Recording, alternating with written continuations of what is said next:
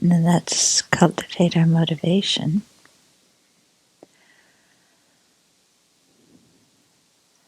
And on this very beautiful day, see that while the weather may be beautiful and we may be happy, there are many other living beings who are experiencing various difficulties, and we too have all sorts of difficulties.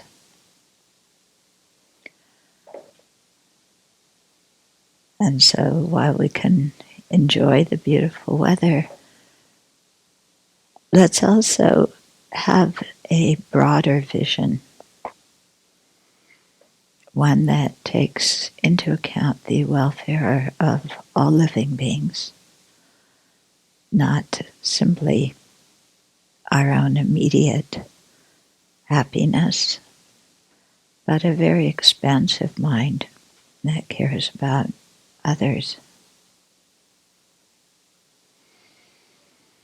And so let's listen and share together today so that we can increase that expansive mind and generate love, the wish for beings to be happy, and compassion, the wish for them to be free of misery.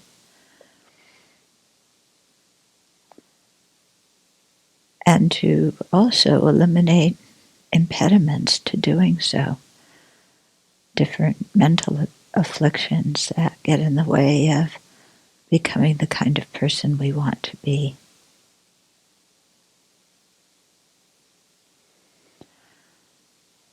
So with this kind of intention, then let's share the Buddha's teachings today and help each other along the path. So we've been reading this book. Some of you may be in the UU group that's kind of gone through and really, from what I've heard, digested the material in this book and applied it very well to your lives. So this will be some more review. These kind of teachings we need to hear over and over again. One time is not enough. And every time we hear something, then it goes in at a deeper level. It means something different to us. So I've been reading like one chapter every sharing the Dharma Day. And today we're on a chapter, still towards the beginning, called Compassion, Interdependence, and Universal Responsibility. Okay, and so this book was written. Russell Coates, who's at Eastern University, and I wrote it together. It's not a Buddhist book. It's meant for a very diverse audience, but a lot of it is based on Buddhist ideas and Buddhist principles. Yeah, but there's no religion in it, so to speak. Okay. So the chapter starts out with a quotation from Martin Luther King. So I'll read a little bit and then comment on what I read, and then we can have some Q&A at the end. So King begins, "We must all learn to live together as brothers," and I would say, or sisters, "or we will perish together as fools." How true, isn't it? His Holiness Dalai Lama talks about us, about evolution as not being survival of the fittest, but survival of the most cooperative. You know, because if we cooperate with each other, all of us can survive. If we don't cooperate with each other and just continue bickering and fighting, then, as King says, we will perish together as fools. So this is the great challenge of the hour. This is true of individuals. It is true of nations. No individual can live alone. No nation can live alone. Yeah. So this is really true. I mean, we see on an individual level that we're so dependent on others for even our food, our clothing, our education, of course, shelter, everything we know, every talent we have, every object we use comes from the energies of other living beings. We, as one individual, cannot make anything ourselves, really, can we? Yeah. I mean, even growing your own food. Can you grow your own food yourself without any help for living beings from others? And you might say, well, yes, I can. But where do your shovels come from? And where does the fertilizer come from? Yeah. Where do the seeds come from? Yeah. Where does the material for the bed in your garden come from? So even if you plant your own garden, everything you use in it came from others. So we live completely dependent, interdependent with other living beings. There's no other way to be. Yeah? And especially as nations now, as King mentioned, it's exactly the same. Yeah? We may say, oh, globalization is bad, but we have globalization, small globalization within the country, don't we? I mean, we're 50 individual states. How come the country is able to prosper? Because the 50 states cooperate with each other. If the 50 states were all individual countries with their own borders, their own rules, their, own tariffs, their own presidents, I mean, we would be stuck in so much bureaucracy. I mean, I say this with my own wish that sometimes there's a few states I wouldn't mind if they seceded. I won't mention which ones. Or sometimes I think California, Oregon, and Washington should secede. You know? Wow, we would elect a really different president. But what I'm getting at is, we're able to do so well because we cooperate instead of everybody just thinking about themselves. And it's the same thing on the global area, a global arena. We can't just think about our own country now. We're intricately involved with others, economically, politically, environmentally. Yeah. And,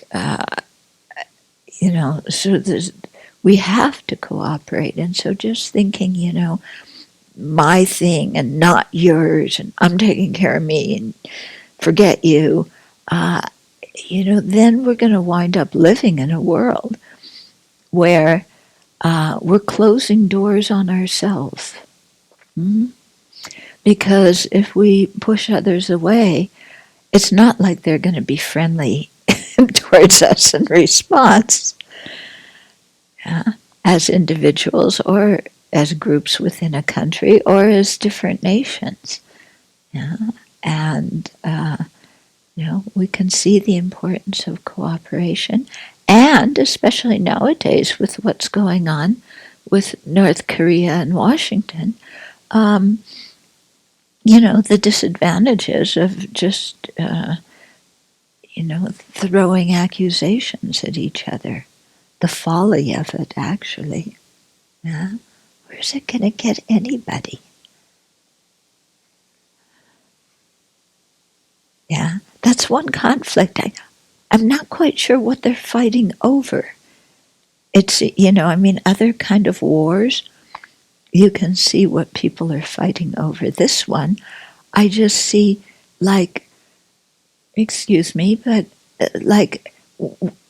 when you have kindergarten and you have two kids who are both bullies in a sandbox, and they're throwing sand at each other.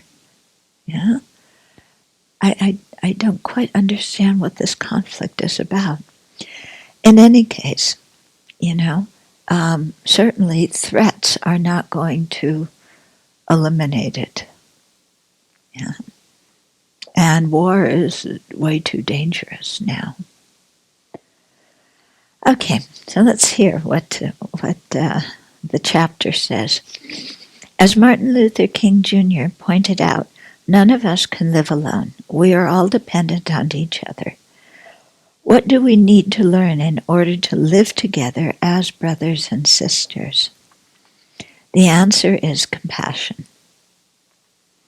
Feeling compassion means being concerned about the sufferings of others and wishing them to be free of that suffering and its causes. Compassion is closely related to love, which is the wish for living beings to have happiness and its causes. Having compassion makes sense. If we don't care for others, all of us will suffer, either because our needs are not being met or because we will be surrounded by unhappy people, a situation that will make our own lives miserable. Okay, so if we isolate ourselves, we don't have compassion for others, okay, we'll suffer, first of all, because our needs won't be met, because, as we were just saying, everything we have and use comes from others. Yeah, I mean, could you imagine, if all of a sudden all imports to this country ceased? Yeah, what would be in our stores? Because even things that are made in America have parts that are made in other countries. Yeah, I was reading about the auto industry, and they take parts back and forth between the U.S. and Mexico, until finally, each country contributing a little bit as you build a part up until the parts are assembled to make a car, So if you just isolate yourself, then, what are we going to have to live on? Or if Washington State, we just said, forget everybody else, we don't care about what happens to you, then what are we going to be able to do? As one state, can we produce everything that the inhabitants of this state need? Yeah, in the winter, forget fruits. Yeah, we'll have apples galore, but that's about it. Yeah. Okay, and certainly, on a global level, it's the same thing, and as individuals as well. Yeah, we depend on other people. So that's one disadvantage if we lack compassion. The second is that we'll be surrounded by unhappy people, because if we don't care about the people that we're living with, who are surrounding us, yeah, and just look out for ourselves, they're going to be unhappy. And who wants to live amongst a lot of unhappy people? Because unhappy people will let us know they're unhappy. Yeah? I mean, you can see in a family, yeah, if somebody's unhappy, it affects the whole family. In a society, if one group is oppressed, yeah, everybody's going to know about it because they're unhappy. Yeah. And then that affects the happiness and the well-being of everybody concerned. So I find it so interesting now that people are, with the gated communities, and even forget communities, gated houses, yeah, and as if you can wall out the rest of the world so you don't have to deal with other people's suffering. Yeah, how you can't stay inside your own gated community or inside your own gated house forever. Yeah. You have to go out just to get the supplies you need. And That's going to influence you, seeing everybody around you. For these reasons, His Holiness the Dalai Lama counsels, if you want to be selfish, be wisely selfish and take care of others. So if we take care of others, in our homes, in our workplaces, in our society, then they will be happy, they will cooperate with us, we will live amongst happy people, everything goes much better for everyone. Not so much conflict.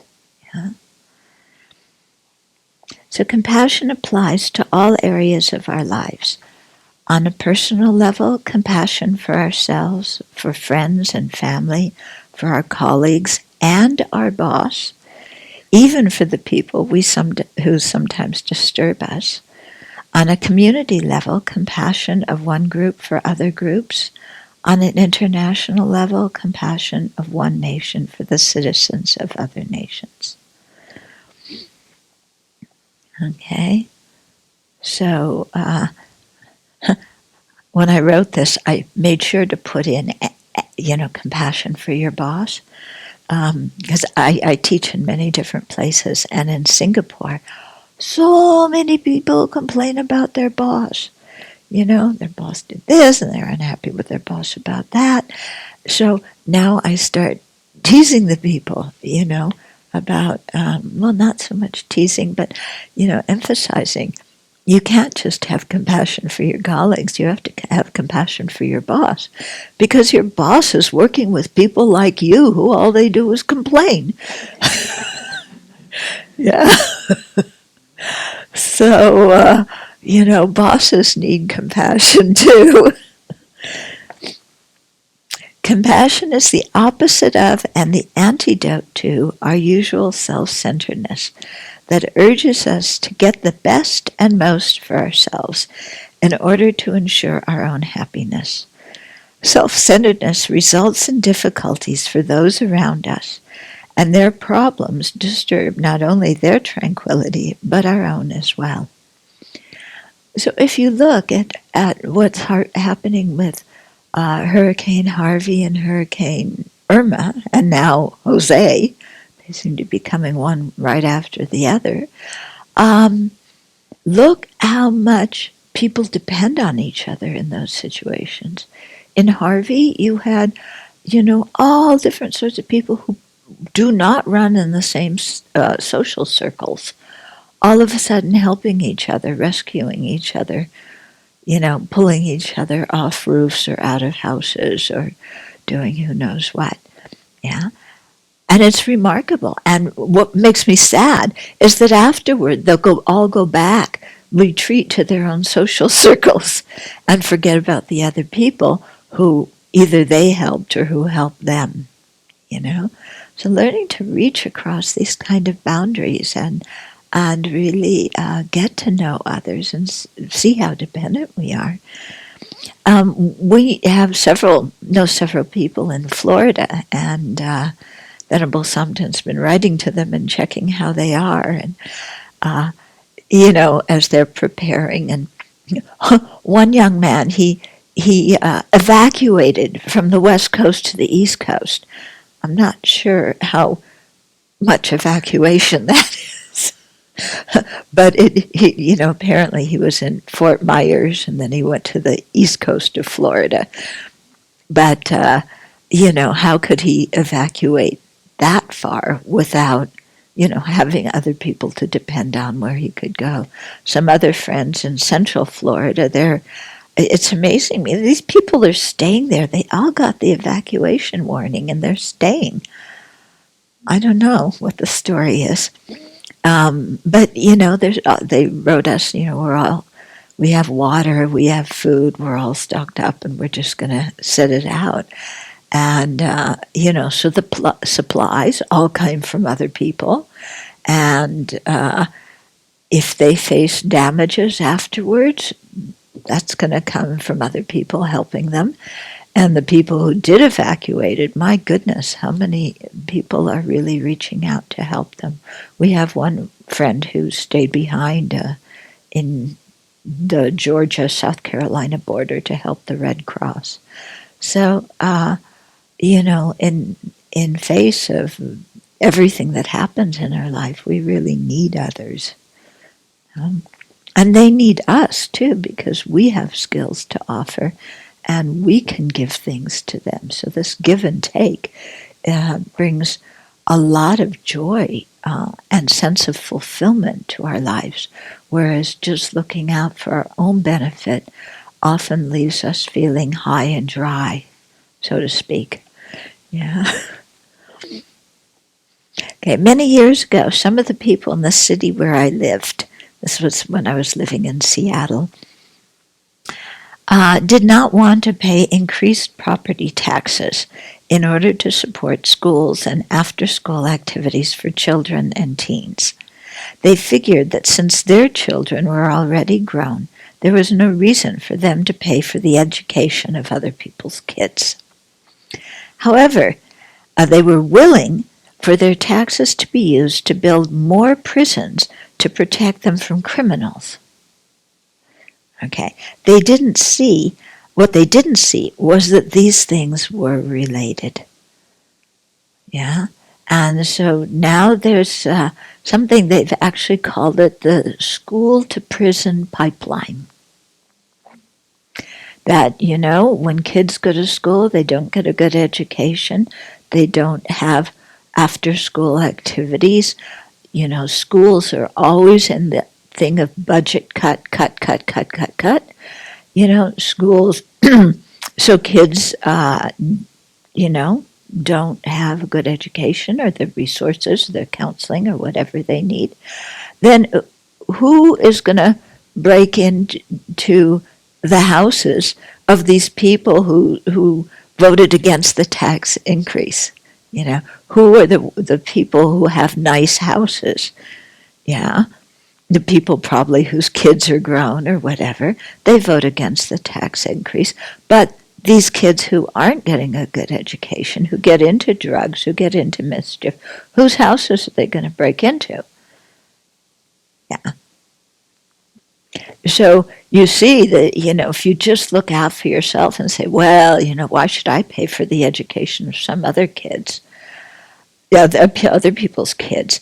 You're setting it up for higher crime in your own neighborhood. Yeah. And then, of course, the government has to build more prisons, or it has to contract prison, do the whole prison industry now, which is the government is contracting with outside companies to build prisons and manage them. It's a total disaster because for-profit prisons, what do they want to do? Keep the costs as low as they can, so cut all the programs that would help people. Yeah, and they want to keep people incarcerated longer, so they get more profit from the taxpayers, from the government who's paying, these private companies to house the inmates. But people are willing to pay for that. Taxpayers are willing to pay for the prisons, but not for the schools. Whereas if you have better education for kids, you aren't going to need the prisons. Yeah. When children don't receive a good education and after-school activities such as sports and arts are cut, they can easily get involved with drugs. Using drugs requires money, so some turn to theft. The stores that they shoplift from and the houses that they burglar often belong to the people who voted against the increased property tax. When children do not have the facilities and education that they need and are not cared for by their families, schools, and society in general, everyone is affected. We are all interconnected. Yeah, so similarly with the whole healthcare debate, yeah, if people are just looking to cut their own premiums, and this whole thing about, men don't want to pay for women to have medical coverage for maternity. I mean, it's crazy. It's crazy. You want the women to pay more to bear the children that you help conceive. Yeah, I mean, it's totally ridiculous. And if you cut health care if you make health care so expensive that many people can't afford it, because some of the programs in Congress, they would have really affected retirees and also the poor. Then actually the taxpayers still wind up paying for it, because instead of getting good preventative care as they would if they had insurance, they wind up going to ER, only when they're desperate, and the government winds up paying for the ER bills. Yeah. Either that, or you turn people away from ER, which is really inhumane. And how can we call ourselves a civilized society if we do that? Yeah. So this whole thing of cooperation due to compassion pays off for everybody. I lived in India for many years. There's no health insurance in India that I know of, or maybe there is for a few people now, but, so many people, I mean, they just get sick and they die, and that's it. Yeah, and they die from the flu, they die from diarrhea, they die from all sorts of things that can be treated and cured. Yeah, and in India, they die in public. Less so now, but especially when I went there in the 70s, but also today. In the train stations, you see poor people, you see sick people, you see dead bodies. Yeah, on the side of roads. When you drive around, poverty is there, and if people are not taken care of, their health is right there in the middle of the street, and everybody deals with it. Yeah. So, you can really see that if we don't care about others, it impinges on our own happiness. Yeah. So to care about others, we do so not just out of a selfish reason, but really out of compassion for them, but to really see that we and others are related. Yeah, we are not isolated individuals that just do our own thing. Okay. Although we may win arguments when we care only for ourselves, or for those who are on our side, when we humiliate people and ignore their misery, it will almost always come back to haunt us. Some people, they have to be victorious in any discussion or argument. Yeah, they cannot lose. Yeah, and some of us may be like that. Yeah, we push and push and push, and we're going to win the discussion, even if we know in the back of our mind that, let's say, our idea isn't the best one. We're still going to push for it because it's our idea. Yeah, and we really back ourselves into corners doing that, and become quite unpleasant to live with if we have to be the one who is victorious in every discussion. And then we humiliate people, ignore their misery, and it comes back to haunt us. Conflicts and wars throughout world history attest to this fact. Therefore, if we want to be happy ourselves, it is essential to care for the welfare of others. I mean, you look at the situation between Israel and the Palestinians, everybody would be so much happier if they could cooperate with each other. Yeah, wouldn't they? The economy in the Gaza would increase and the West Bank would increase. Everybody would be so much happier. But everybody gets into this thing of, well, I'm this and you're that, and I can't trust you. And then it becomes very difficult to create trust amongst different kinds of people. Yeah, because they all hold a very reified idea of the other group. And this turns out poorly for everybody. Rather than categorizing some people as enemies whose needs are not important, we can instead care for their well-being. When we respect them as human beings and help them to meet their basic needs, such as their need for food, clothing, shelter, and medicine, and their need to be respected, to give and receive care and affection, and to contribute to the welfare of a group, there will be no reason for them to be antagonistic towards us. We will have done everything that we could do to ensure their happiness and end their suffering. Yeah.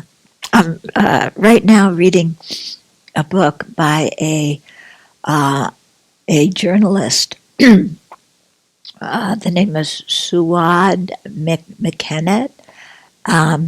It's called "I Was Told to Come Alone," and she sometimes she reports for the New York Times and the Washington Post, and she writes a lot about terrorism, what's going on in the Middle East, and so on. And after 9/11, she, was talking to different people and interviewing people. And one American said to her, "I don't understand why they hate us so much." Yeah. And it was like, so many people in this country were really surprised. Why did they, do this? Why did they hate us so much? And it was like we were totally oblivious to international affairs and international relations and other cultures. Yeah. And of course, there were policies done that were really detrimental to many people, and they let us know it. Yeah. And what's sad is right after 9/11, the U.S. had the sympathy of the entire world, but the way we responded to it, after a few years, everybody was saying, "What kind of country is this?" Because I teach internationally, in Mexico and Europe and different places. And so I was hearing what different people were saying. And right after, people were so sympathetic. And then, after we started bombing and invading different countries, then all the sympathy vanished. It just totally evaporated. And we actually, due to our foreign policies, became quite good at helping the jihadis recruit. We did exactly what helped them to radicalize other people, either in the Middle East or even in the Western countries. Yeah, so this all happens due to a lack of compassion, a lack of understanding, yeah, a lack of seeing that, we're all interrelated in the world, and that our culture is only one culture amongst many, and that other people have different ways of thinking, they have different values, different priorities that need to be heard and respected. Although everybody has the needs here, as we say, for food, clothing, shelter, and medicine, yeah, their need to be respected. This is one of the biggest things, I think, that from reading this book that I'm really understanding, is that many of the Muslims felt that the West just did not respect them. And all this talk of a war of civilizations just increased that feeling of, it's the Western countries against Islam, bunching everybody together in a really quite unfair way. Everybody has a need to give and receive care and affection. Yeah, when we incarcerate people to punish them, yeah, and cut off their ability to contact their family, which is, happening in a lot of prisons because it's incredible what they do. Our phone rates are pretty cheap. Us people on the outside, you can get a month-long plan, call anybody, and it's very cheap.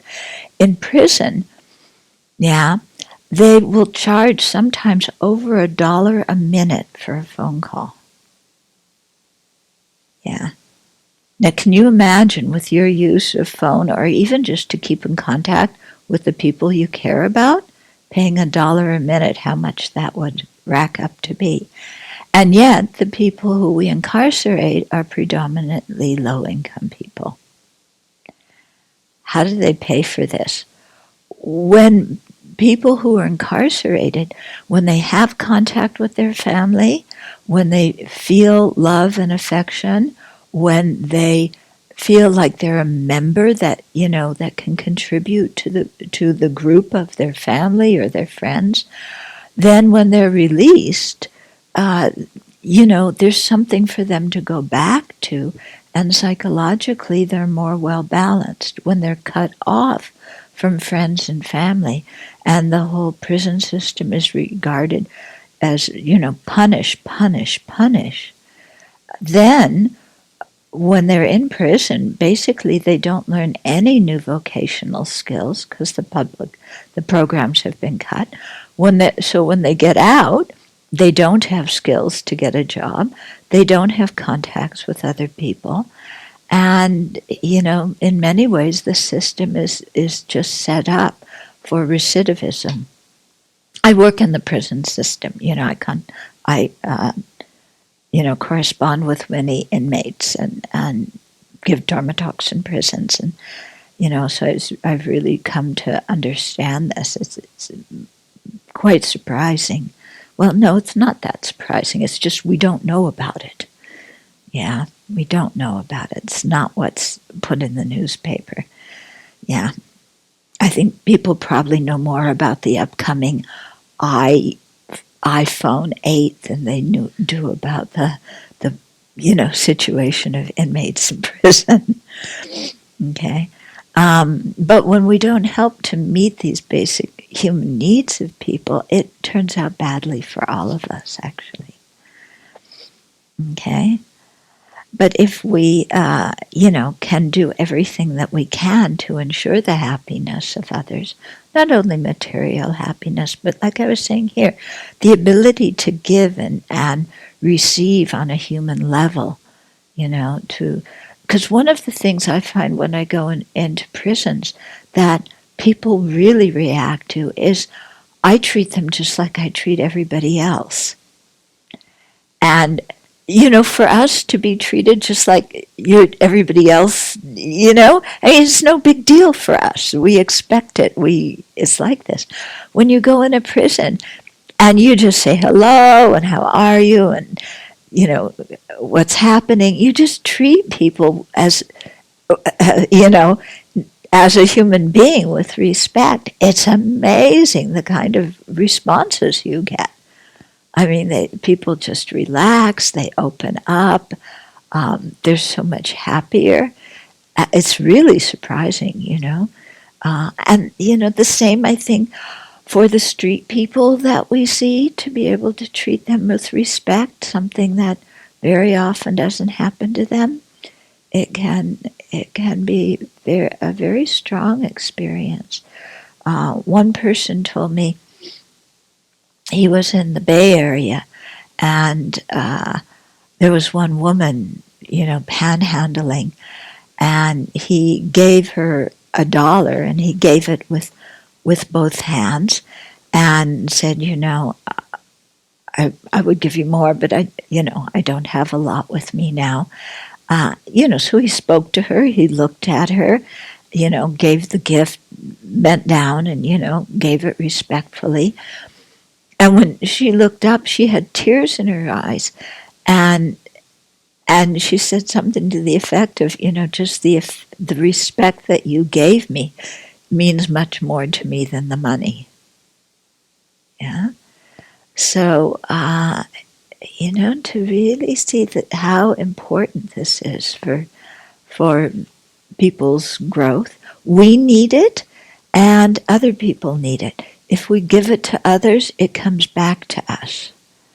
If we sit around and say, I'm not going to respect them until they respect me. I'm not going to have compassion for them until they have compassion for me.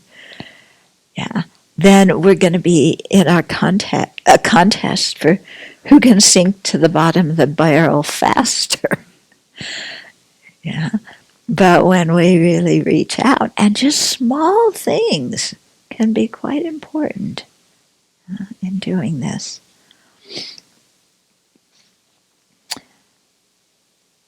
Okay.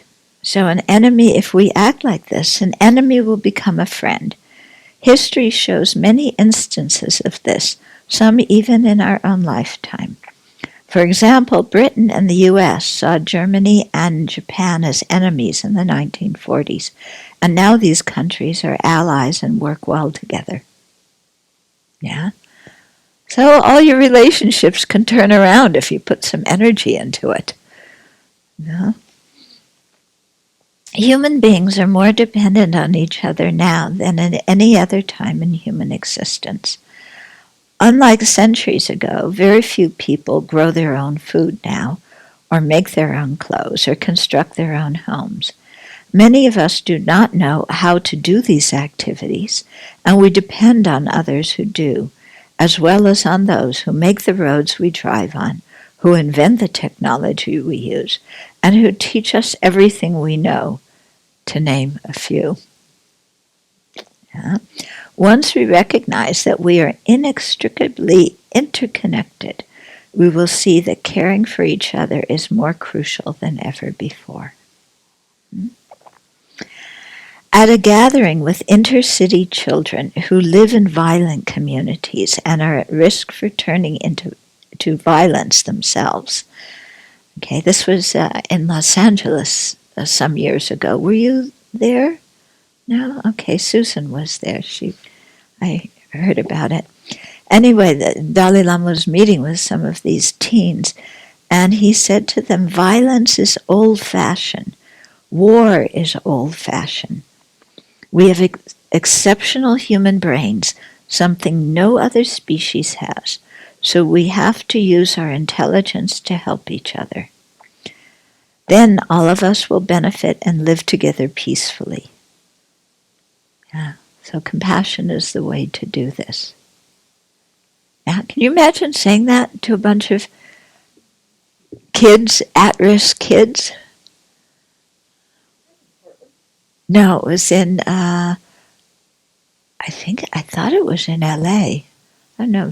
Anyway, he said the same thing many times in other places too, but I'm remembering it from this one particular thing, because there he was specifically meeting with intercity kids, which is so important. Okay, then so that's the end. The chapters are short. That's the end of the chapter. There's a little reflection that says, consider a situation in the world or in your own life that might be improved by compassion. Imagine how this situation could be different if the people involved in it felt, thought, and acted with compassion, wishing others not to suffer.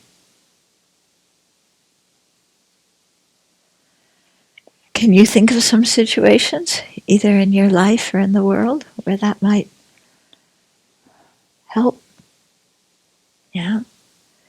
We might say, well, the world's so big, how can I as one individual influence things? Yeah. Well, we look around and we can see there's a lot of situations where an individual can influence things adversely. Why can't one individual influence things in a beneficial way. And even if we can't change the whole world, the whole world, how about working just within our own circles? The people that we come in contact day to day. How can we show just even more basic respect and courtesy to people? Yeah? Because respect often, really, it matters much more to people than their physical needs, very often. Yeah? And you see people just, wars fought, and on individual level, people explode when they're not treated with respect. Yeah? It's amazing how it's something that's so important, but we often neglect. Yeah. So, questions, comments? I've read the Quran, and of course the Muslims consider that to be a holy word of God.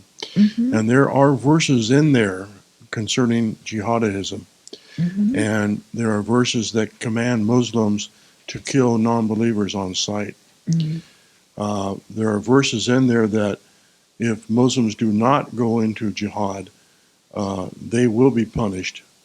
And of course, if a Muslim dies in the name of jihad, they go straight to heaven and they're given great rewards. So here is one of the major religions on earth, and its holy books, its religious books, actually commands its members to commit violence in order to extend Islam, and that's right in their religious book. Okay.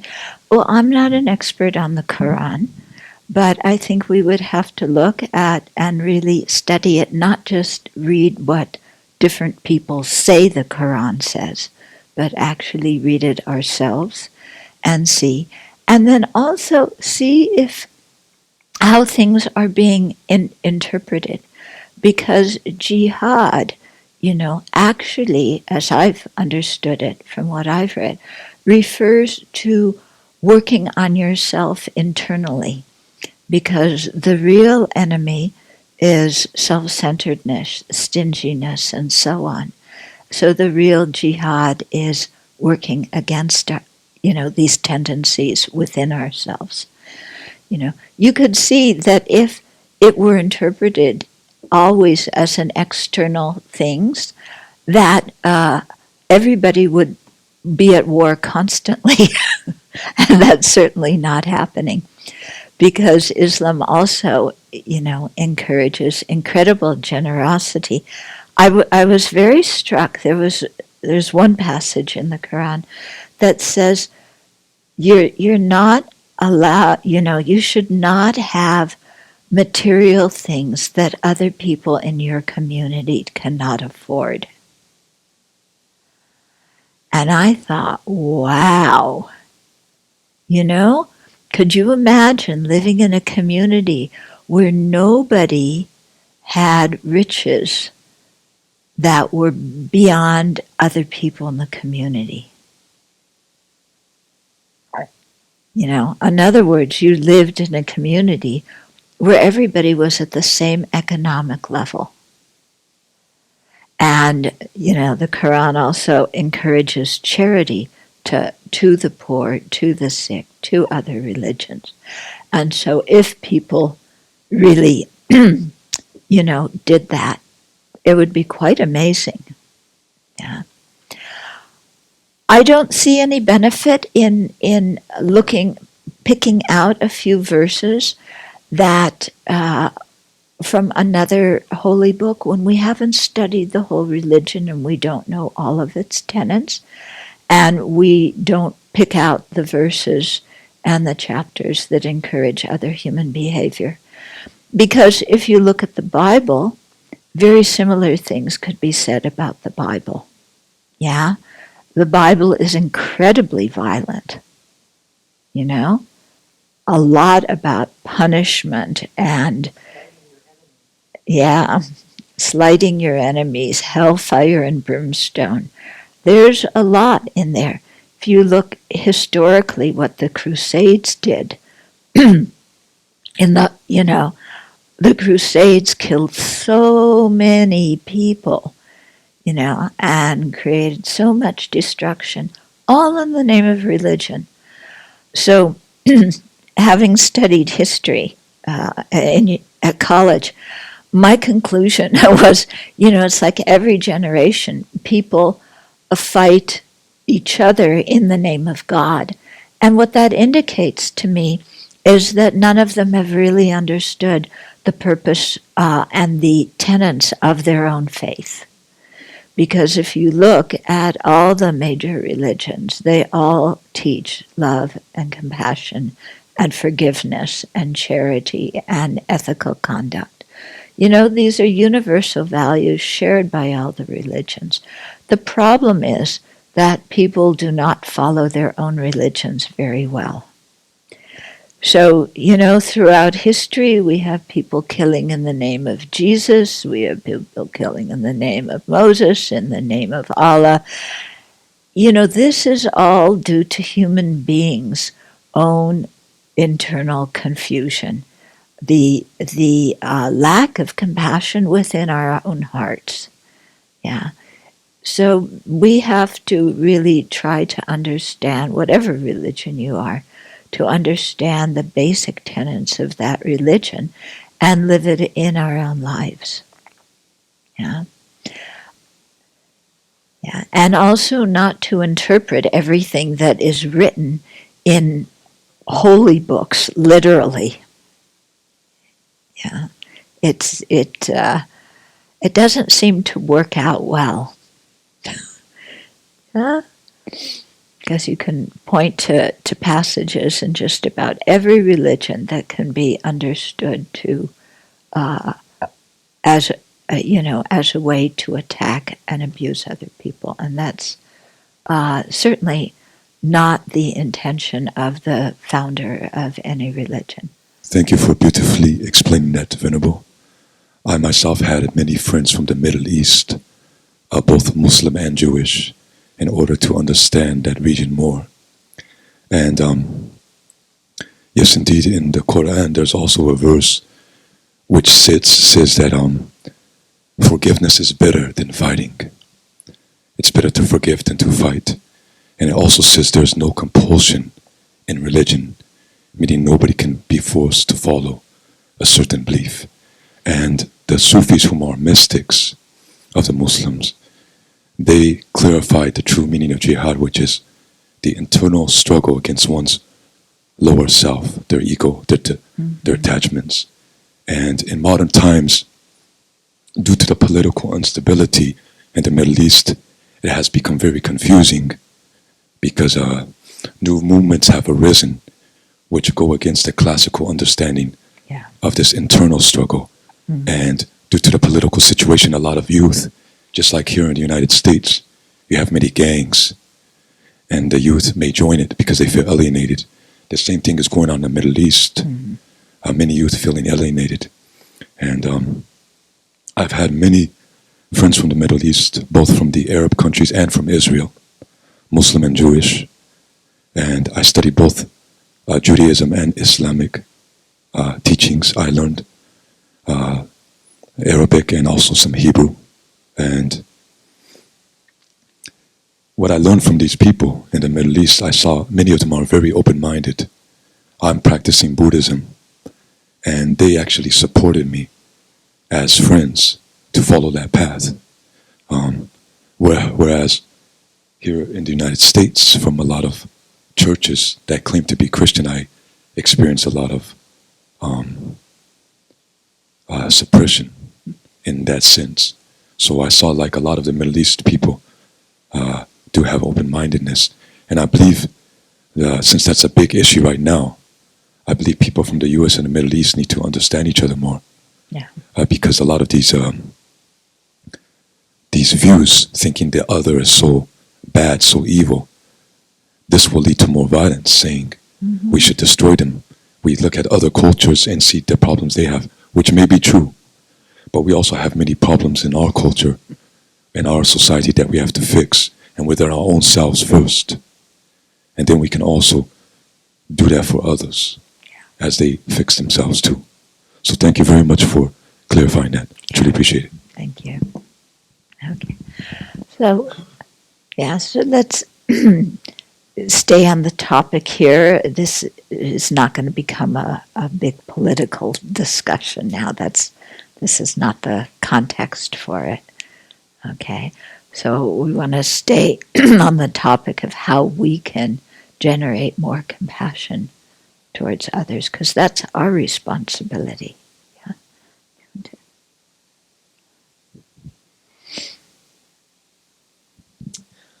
So I find myself in a lot of situations where I'm trying to think of the best way to word this. I feel like there's a really it's really important to have compassion towards yourself as well, because you can't be compassionate towards others without being compassionate towards yourself. And as I kind of like go through, my journey of life and stuff, I do run into people who really lack that ability to be compassionate. And I guess my question is how to kind of like, I don't know, any guidance you have for like where to draw that line of like being compassionate towards others and compassionate towards yourself. Like, I guess knowing your own limits, because there are times where there's only so much you can do when, and if you keep putting yourself in this position to be compassionate, of course you can always be compassionate, but if you keep putting yourself into this position where now you're starting to not be compassionate towards yourself, you know what I mean? Kind of being in those toxic environments or a toxic situation. And I feel like that's lacking compassion towards yourself. So maybe any guidance to kind of like bridge that gap. Okay. So first of all, sometimes we think compassion to self and compassion to others are unrelated. Actually, they're very much related. Yeah, because it's a basic attitude towards life. Yeah, it's not that, we're compassionate towards others, but we hold ourselves to an impossibly high standard that we can't fulfill, and then when we don't fulfill it, we blame ourselves and feel guilty and push ourselves to do more and so on and so forth. That's not very realistic. Yeah. So this attitude of compassion, wanting to alleviate suffering, applies to ourselves and applies to others. Yeah. So I think you're absolutely right. I mean, we have to find some kind of balance. Yeah. And so we do what we can.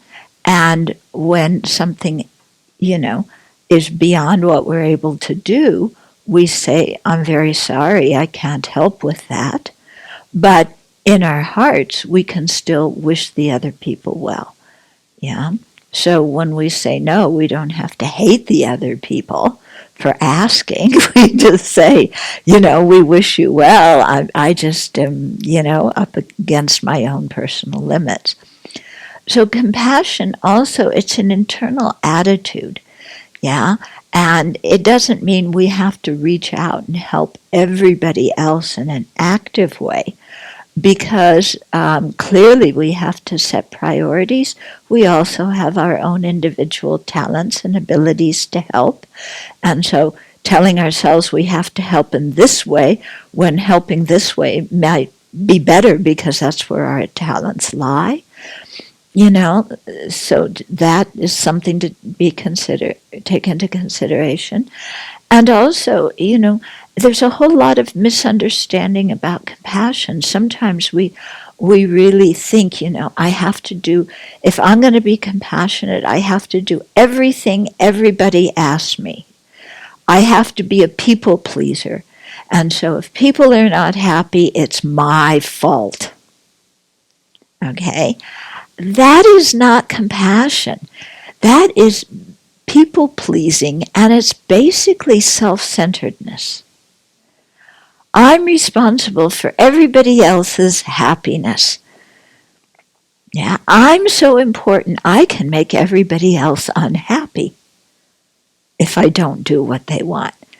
It's really not very respectful of other people and their own ability to manage their own emotions and deal with their own situations, when we feel we have to go around fixing everybody and interceding in their life because we're the one and only thing that can make them happy or whatever.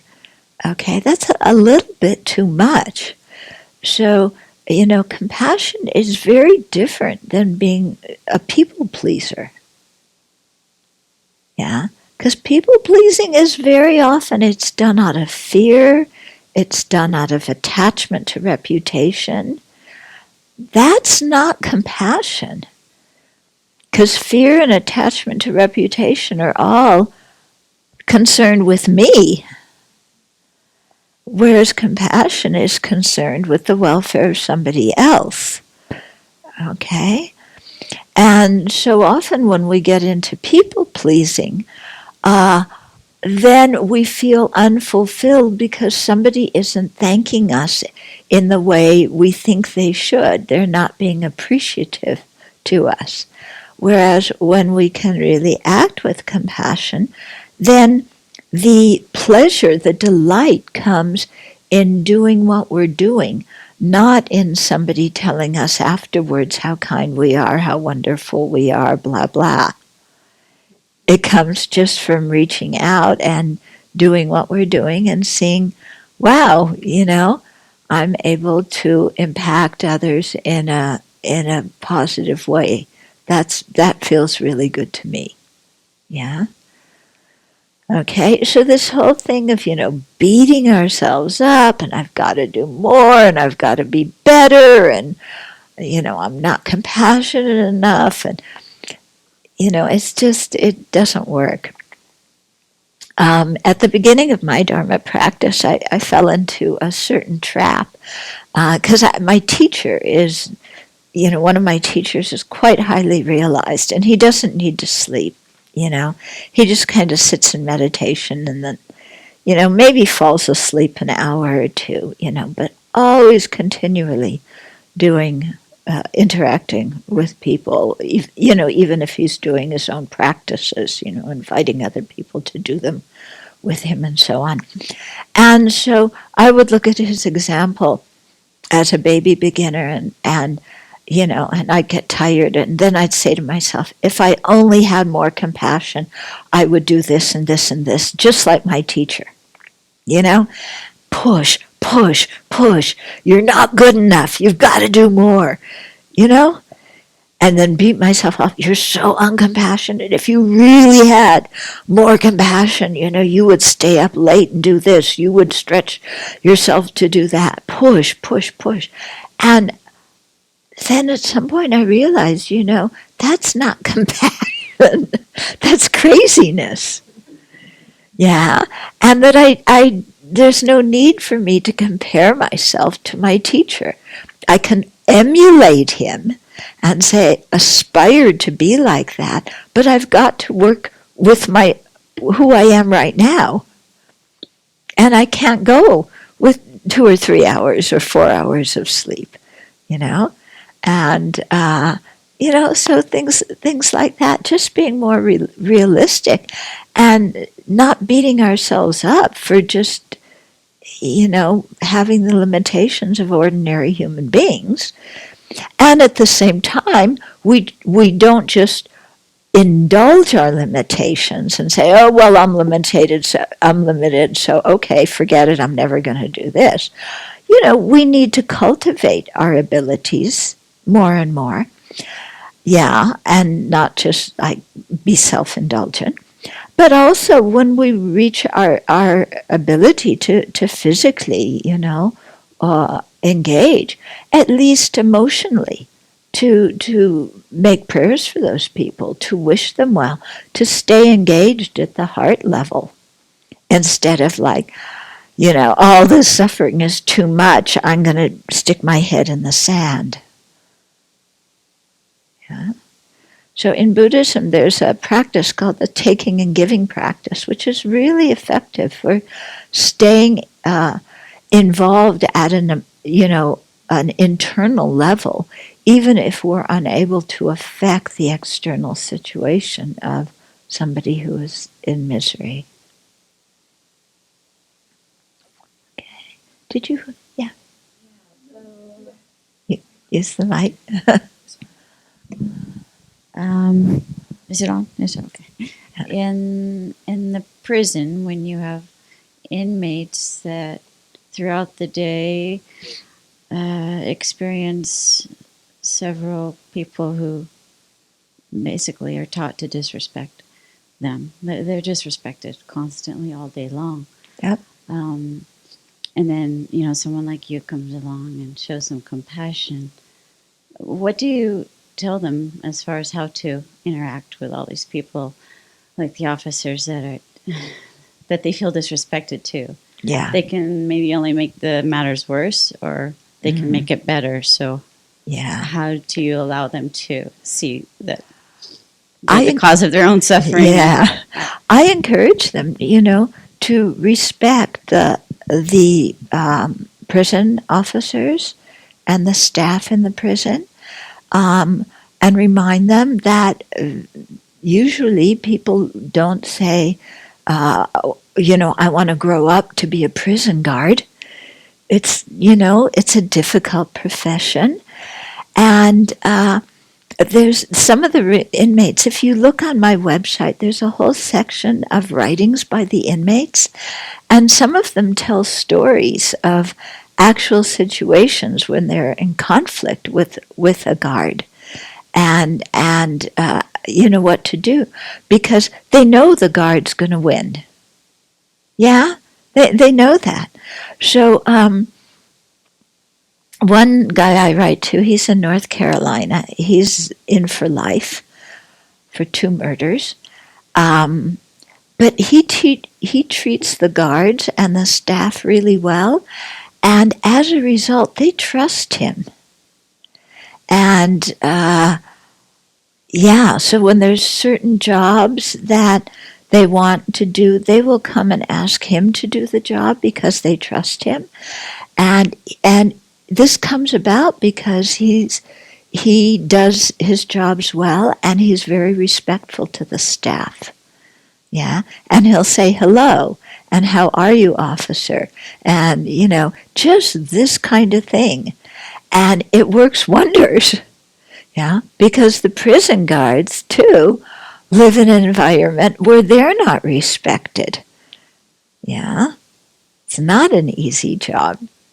So, respect and kindness go a long way. There's a very good book called Just Mercy by Brian Stevenson. He's an attorney in, of all states, Alabama.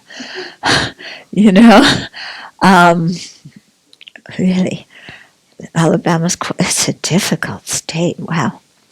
Anyway, and he writes about one prison guard. He was going into a prison to interview a client, and the guard was like so hostile towards him.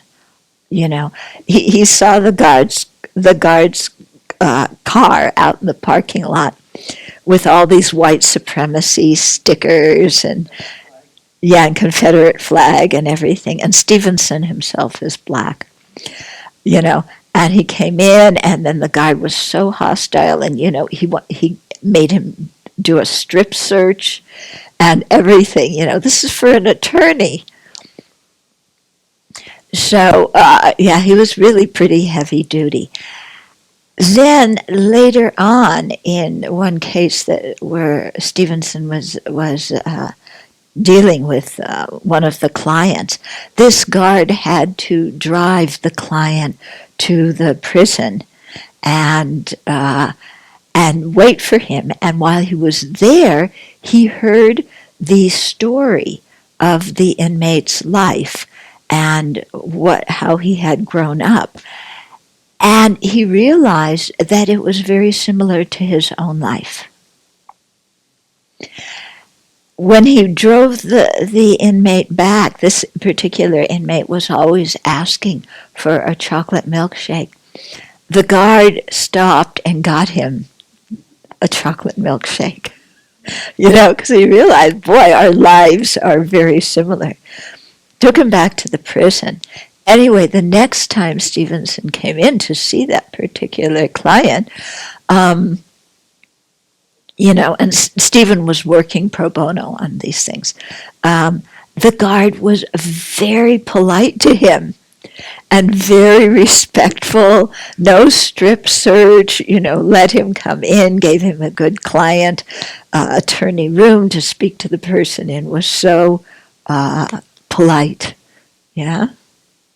And it just came because, of driving this inmate and then in the court hearing the inmate's story, yeah? So, on a personal level, so often if we can make that connection on a personal level, it can really do quite wondrous things. Yeah. I often think about this in terms of, the young people who are going off to do jihad. I think many of them for personal reasons, not necessarily for political reasons, or for political reasons that are a reflection of personal difficulties that they've experienced.